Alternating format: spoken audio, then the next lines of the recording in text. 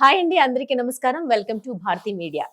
ఈ రోజు మన కార్యక్రమంలో మనతో పాటు ఉన్నారు ప్రముఖ సైకాలజిస్ట్ అలానే వారధి సేవా సంస్థ ఫౌండర్ డాక్టర్ అర్చన ఆచార్య గారు. మరి ఈ రోజు మన కోసం ఏ విషయం తెలియజేయబోతున్నారో ఆవిడ మాటలోనే తెలుసుకుందాం.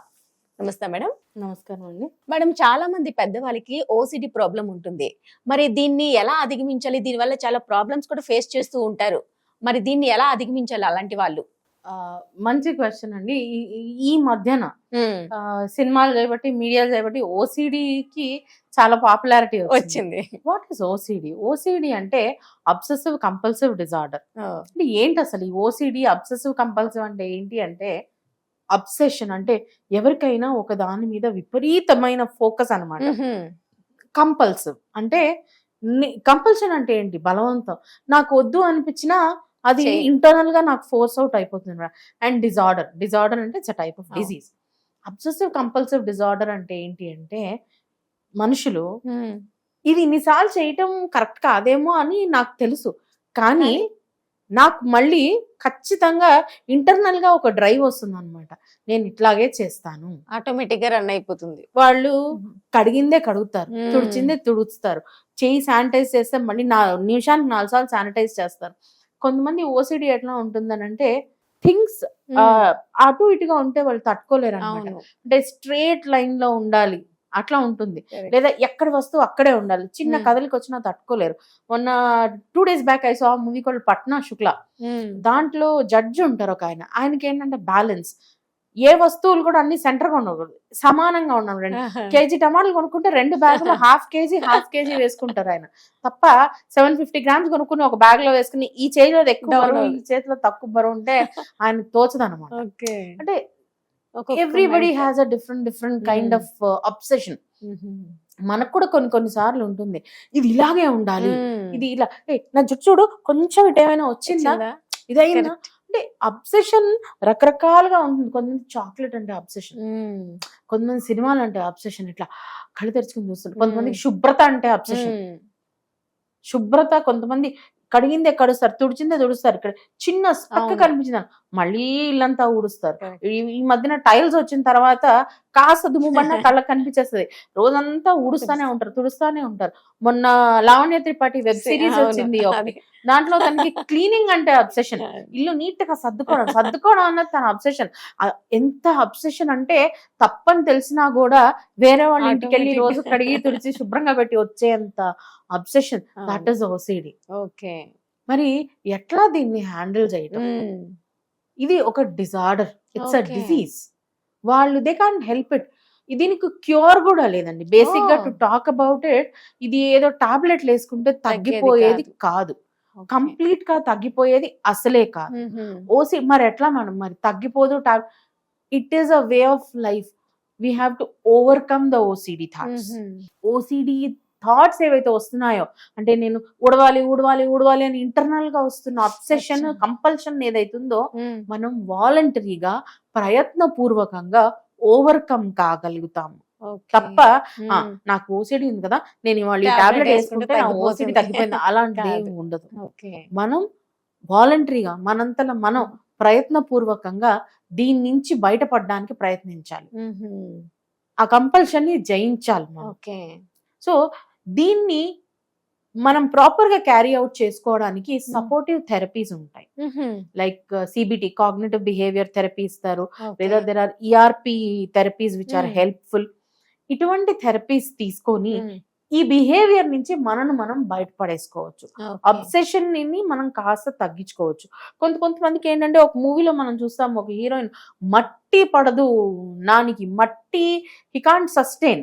ఓసిడి ఉంటుంది తనకు కూడా, మట్టి అన్నది సస్టైన్ చేసుకోవచ్చు. చిన్న మట్టి చేతికి అంటితే కూడా అది కడిగి స్నానం చేసుకున్నది తోచదు అనమాట. అంటే ఇవి ఏంటంటే, ఒక పర్టికులర్ థింగ్ అంటే అవర్షన్, వాళ్ళకి ఒక పర్టికులర్ థింగ్ ని చూస్తే చిరాకు, కోపం. వీటన్నిటి ఇటువంటి బిహేవియర్స్ అన్నిటిని మనం డీసెన్సిటైజ్ చేసుకోవడం. It's called desensitising. అంటే మెల్లిమెల్లిగా వాటికి అలవాటు పడడం అనమాట. ఫర్ ఎగ్జాంపుల్, నేను కారం తినలేను, ఏం చేస్తాం అప్పుడు?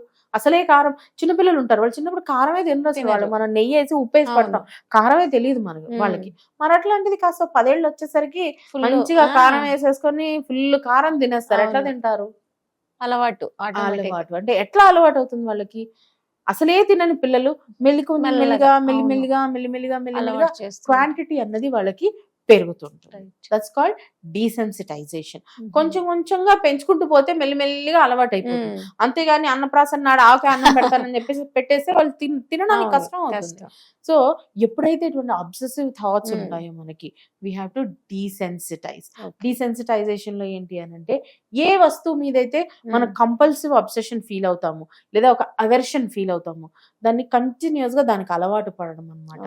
అంటే ఫర్ ఎగ్జాంపుల్ నాకు అక్కడ చెత్త ఉంది, నాకు ఓసిడి, నేను అది తీయాలి, నేను అది ఊడ్చేయాలి, దాన్ని నేను వాలంటరీగా నేనే అక్కడ చెత్త పడేసుకొని ఇది ఎంతసేపు నేను ఊడకుండా ఆగగలుగుతాను, లేదా నేనే దీన్ని క్రాస్ గా పెట్టేసి దాన్ని ఎంతసేపు టచ్ చేయకుండా నేను వెయిట్ చేయగలుగుతాను. అట్లా అటువంటి ఎన్విరాన్మెంట్ కి మనం ఎక్స్పోజ్ అవ్వాలి. నాకు క్లెన్లీనెస్ అబ్సెషన్ ఉంటే క్లీన్ గా లేని చోట్లను చూడడం నేను అలవాటు చేసుకోవాలి. లేదా నాకు బ్యాలెన్స్ అబ్సెషన్ ఉంటే ఇంబ్యాలెన్స్డ్ గా ఉండి జామెట్రికల్లీ సిమెట్రికల్ గా లేని ఏరియాస్ ని నేను అలవాటు చేసుకోవాలి. మెల్లిమెల్లిగా కొన్నిసార్లు కొన్ని పిక్చర్స్ అవన్నీ చూస్తే మనకి ఇట్లా అనిపిస్తుంది, ఒక రకమైన జలధరింపు. అలవాటు కావాలంటే అట్లా కంటిన్యూస్ గా మనం దాన్నే చూడడం, మెల్లిమెల్లిగా డీసెన్సిటైజ్ చేసుకోవడం అలవాటు పడాలి. ఎట్లా అంటే డాక్టర్స్ ఉంటారు ఫస్ట్ క్లాస్ లో అనాటమీలో, వాళ్ళు ఫస్ట్ డెడ్ బాడీ మీద స్కాల్పెల్ పెట్టాలంటే చాలా మంది చేతులు వణికిపోతాయి, ఫెయింట్ అయిన వాళ్ళు కూడా ఉంటారు. మళ్ళీ ఎలా వాళ్ళకి అలవాటు అవుతుంది? ఆ కడావర్ దే కాంట్ హ్యాండిల్. ఎలా అలవాటు ఉంది? స్లోగా ఎక్స్పోజర్, దాన్ని అలా చూస్తూ వాళ్ళు డీసెన్సిటైజ్ అవుతారు. Desensitisation is one of the very important things in OCD. మనం కూడా దాన్ని డీసెన్సిటైజ్ చేసుకోవాలి. మనం ఆ కంపల్షన్ ని మనం ఓవర్కమ్ అవ్వాలి. దీంట్లో మనకి సిబిటి అన్నది హెల్ప్ఫుల్ అవుతుంది. ఎట్లా దాన్ని ఓవర్కమ్ అవ్వాలి అనేది techniques and professionals will tell us how to implement. లేదు మనం దానికి సకం అవుతుంటే దాన్ని ఎట్లా మనం ఆపుకోవాలా, హౌ టు కౌంటర్ దాట్, అవన్నీ టెక్నిక్స్ అన్నవి థెరపిస్ట్ విల్ హెల్ప్ యూ. కానీ ప్రయత్నం, ఎవరైతే ఓసిడితో బాధపడుతున్నారో వాళ్ళు ప్రయత్నపూర్వకంగా నేను ఓసిడిలోంచి బయటపడాలి అన్న ఒక వాలంటరీ యాటిట్యూడ్ తోనే రావాలి. చాలా మంది అనుకుంటారు సైకాలజిస్టులు, సైకియాట్రిస్టులు, కౌన్సిలర్స్ వాళ్ళే మజిషియన్స్ కాదు. తలనొప్పి ఉంది, నేను మాత్ర వేసుకున్నాను తగ్గిపోయింది అన్నట్టు, నాకు ఎమోషనల్ ఇష్యూ ఉంది ఒక టాబ్లెట్ రాసివ్వండి తగ్గిపోతుంది, అలాంటిది ఉండదమ్మా. Emotional issues or psychological issues ప్రయత్నపూర్వకంగా ఎవరైతే విక్టిమ్ ఉన్నారో వాళ్ళు దాన్ని ఓవర్కమ్ అవ్వాలి అన్న ఒక స్ట్రాంగ్ డిటర్మినేషన్ తో వర్క్ చేయాలి. టాబ్లెట్స్ ఒకటి మాత్రం దీంట్లో హెల్ప్ అవ్వదు. అండ్ ప్రతి చిన్నదానికి కూడా టాబ్లెట్ అవసరం లేదు. సైకలాజికల్ ఇష్యూస్ ఎప్పుడైతే బియాండ్ సర్టన్ లిమిట్ హ్యాండ్లబుల్ లేని సిచ్యువేషన్స్ కి వెళ్ళిపోతాయో, ఆర్ కొన్ని గ్రేవ్ ఇల్నెసెస్ ఉంటాయి like schizophrenia and other thing, అలాంటప్పుడు మాత్రం టాబ్లెట్స్ హెల్ప్ తీసుకుని థెరపీ సపోర్ట్ లో బయటపడాలి. కానీ ఇది ఏమీ లేదు నాకు టాబ్లెట్ కావాలి అలా ఏమీ ఉండదు. The person has to voluntarily come, believe that I have this problem, నేను దీని నుంచి బయటపడాలి ఖచ్చితంగా అన్న ఒక డిటర్మినేషన్ తోని చెప్పినవన్నీ చాలా డెడికేటెడ్ గా ప్రాక్టీస్ చేస్తే అప్పుడు థెరపీ సపోర్ట్ తోని రిజల్ట్ వస్తుంది. సో అది ఓసిడి అవనియండి, ఇంకా any other issue, they have to be determined to come out of it. There is no cure. తగ్గిపోయింది, నాకు ఓసిడి తగ్గిపోయింది లాంటిది ఉండదు. ఓసిడి వెనక్కి వెళ్ళిపోతుంది, ప్రయత్నపూర్వకంగా అది వెనక్కి వెళ్ళిపోతుంది. మనం ఆ మూవీలో చూసాం కదా అపరిచితుల్లో, బైపోలార్ డిజార్డర్ ఉంటుంది. సో మనం సైకియాట్రిస్ట్ చెప్తారు అప్పుడు ఇది ట్రిగర్ మళ్ళీ వాళ్ళ ముందు రానంత సేపు వెనక సినిమా లాస్ట్ మనకు చూపిస్తాడు, మళ్ళీ ఇట్లా అనగానే అమ్మ వచ్చేసాడు రెండు పర్సనాలిటీస్. ఎనీ సైకలాజికల్ డిజార్డర్ మనం దాన్ని వెనక్కి నెట్టేస్తాం అన్నమాట మన థెరపీస్ తో, మన ప్రయత్నాలతో. ఓసిడి కూడా అంతే, ఓసిడిని మనం ఓవర్కమ్ అవుతాం. ఓవర్కమ్ అయినప్పుడు చాలా ప్రయత్నపూర్వకంగా దాన్ని అక్కడ ఉంచేసేయాలి. మళ్ళీ మనం అటెన్షన్ వెళ్ళిపోయింది ఇంకా నేను ఐ వాంట్ డూ ఇట్ అంటే సో ఆ పర్టికులర్ ఇండివిజువల్ ప్రయత్నం అనేది చాలా ఇంపార్టెంట్. సపోర్ట్ ఇవ్వడానికి there are so many support systems. So OCD can be easily handled అండి. It is there very prevalent in the society. కాకపోతే అది చాలా ఈజీగా ఓవర్కమ్ అవ్వచ్చు. దాన్ని మీకు అది హ్యాండిల్ అవ్వట్లేదు అని అంటే approach professional, they will help you definitely. Thank you so much madam, చాలా చక్కగా వివరించారు.